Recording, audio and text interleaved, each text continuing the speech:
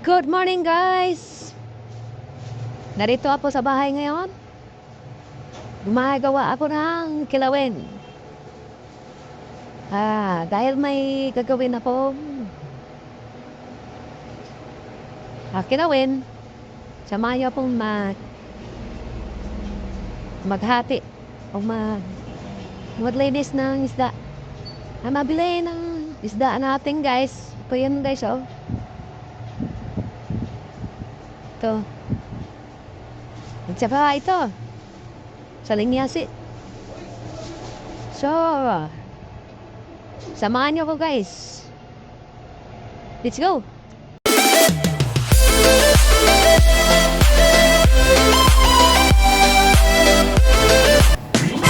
Hatiin natin to guys.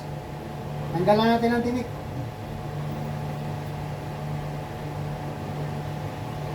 Actually, yung isda na bili ko guys, napakasariwa. Galing pa sa bulungan.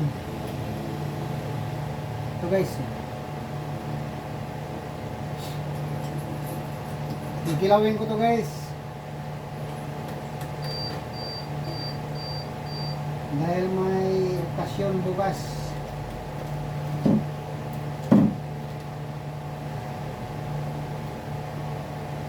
Kasi pag hindi mo tanggalan ang tinik to, napakatibay ito eh. Napakatibay na isda. Napakatibay yung laman niya. Matibay yung tinik. Matigas. Hirapan to. Baka masugat tayo eh.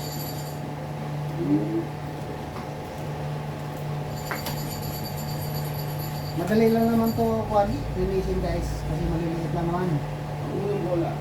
Ito yung isda na kamag-anak ng balo. Kilala yung isda na balo. Yung lumalaki. Ito, ganito lang talaga to kalalaki. Maliliit lang talaga itong isda na to. Kaya maganda siya kilawin kasi ano siya eh, puti yung laman. Tsaka hindi siya madaling matunaw sa suka yung laman niya. Hindi katulad ng sa linyasi na madali lang malambot o maluto sa suka. Pero ito matagal.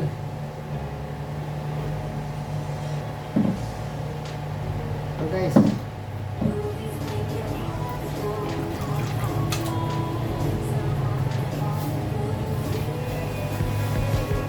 mura lang kilo nito guys.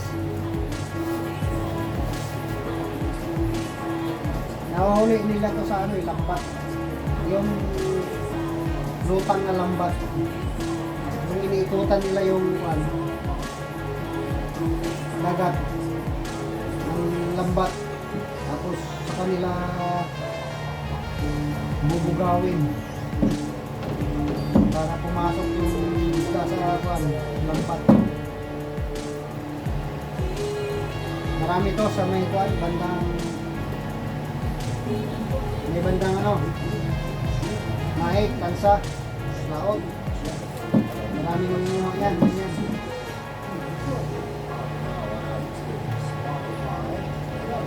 Naan bumi.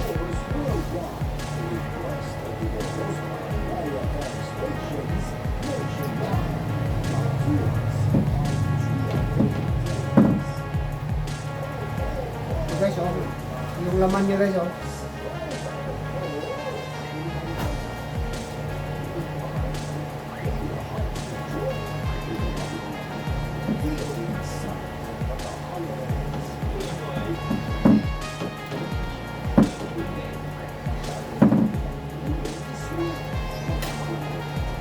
sasahugan ko pa ito ng yung palamang dagat.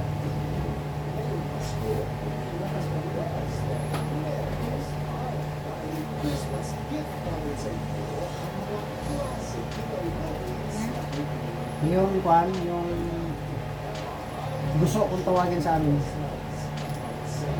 Yun, maganda rito sahog.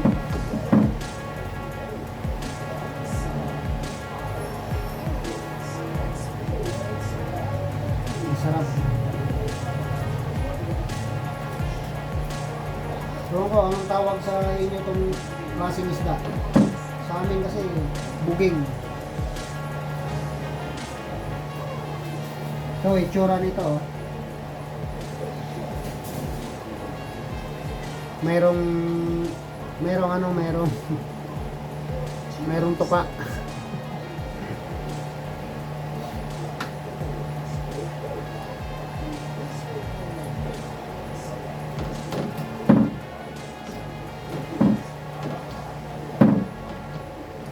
Itong isda na to ay lutan lang, nasa ibabaw lang ng dagat. Hindi siya nasa ilalim, hindi siya na ano sa ilalim. Sa ibabaw lang sila ng dagat. Sa mag-anak dito ng ano, ng flying fish. Siguro mga isang klase lang halos sila ng flying fish. Saka yung balo. Ito, lumilipad din to eh. Pag nailawan ito, tumatalon din yun, no? Lumilipad. Pag nailawan sa dagat, lumilipad to.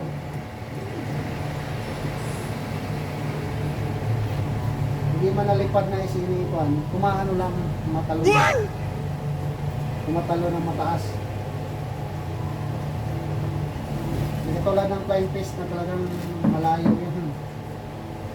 Malayo yung lipad niya. Katulad din sa balo. Yung balo, pagka tumatalon, yun, delikado rin yun. Pag ikay naswertihan doon pag lipad niyan, usok ka dahil napakatalas ng balo. Kumusok. May namatay na sa isdang balo eh.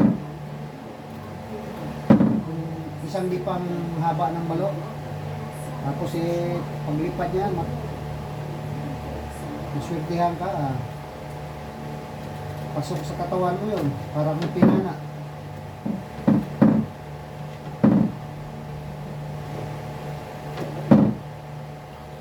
Ang dami na pala oh. Ito guys oh, puputol-putulin ko pa to guys eh. Ito naman, itapo na. Wala ka namang makukuha nito eh, puro ito tinik. Maganda rin sana to sa alagang baboy. Kaya may aso ka.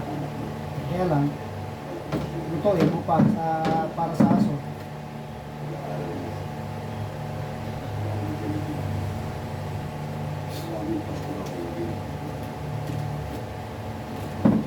Daming isda kanina guys sa bulungan.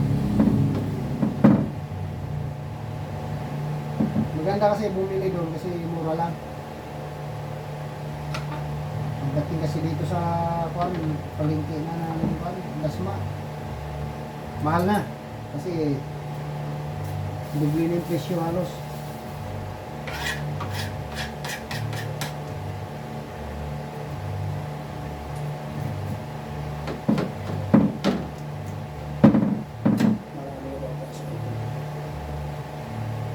Pag sanay ka na itong tawag nito,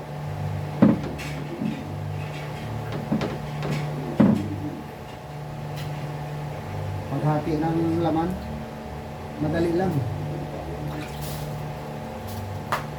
Sahin muna natin.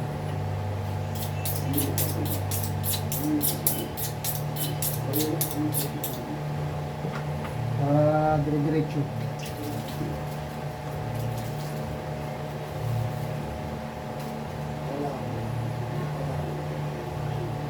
Diba?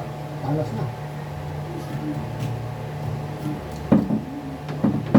Delikado lang kamay. Pasama sa kilawin.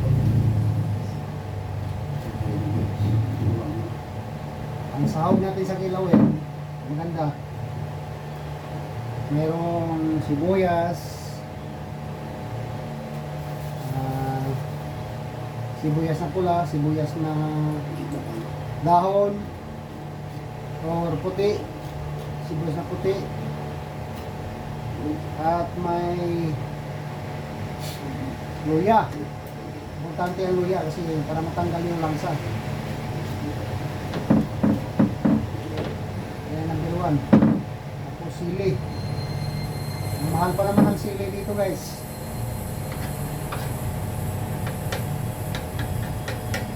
Parang dollar na yung sili. Pati kamatis. Ano nangyari sa atin?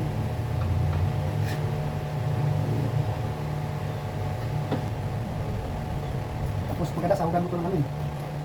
Sahugan mo ng pipino. Maganda rin ang pipino, eh halo. Saka kalamansi. Yan, kalamansi. Sa probinsya, walang problema sa kalamansi. May mga puno pala ng kalamansi. At hindi nila, mahal ang kalamansi. Sa amin naman guys, magkakakuan, sa probinsya, pinipigaan namin ng ano guys, yung balat ng silang milas. Yung mapakla-pakla para masarap ang lasa ng kilawin kung mapakla-pakla eh. Yung iba naman, ginagawa may gata na kilawin. Yan maganda rin yung may gata na kilawin. Pukul-pukul ko. Hindi nga rin. Ayan guys.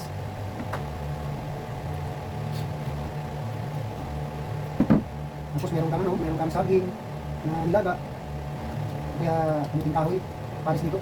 Tapos meron kang ano, bali na tuba. Uy, malamig. Yan ang paborito ko sa probinsya. Kaya lang, natinga tayo dito sa kilawin. Kasi, ano ba eh, mataasan naman dito sa pagka-vlog ka eh. Huwag mong araw-arawin na kilawin. Mataas yung blood pressure mo.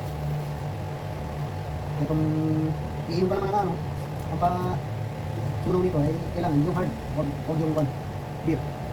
Kasi lalong tataas ang dugo mo. Pero di siya pagka-piknik ko rin, pag nauwi ako eh. Saging, ang kahoy. Kaya yung one, yung puto sa munting kahoy, yan, sarap. Sarap paparis nito, ilawin. So ito ay tatanggalin lang natin ito sa pinit niya. Bukas ko pa ito gagawin kasi para diretso na. Meron kasi yung ano eh. Bukas ko pa gagawin, di wala kung nasa araw-araw. Oras pa, wala na sa oras. Malit na tayo. Uy, palas.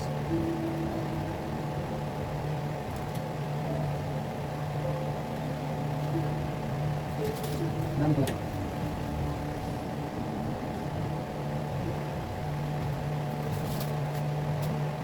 Okay guys, abangan mo yung ito. Karugtong ng ating video.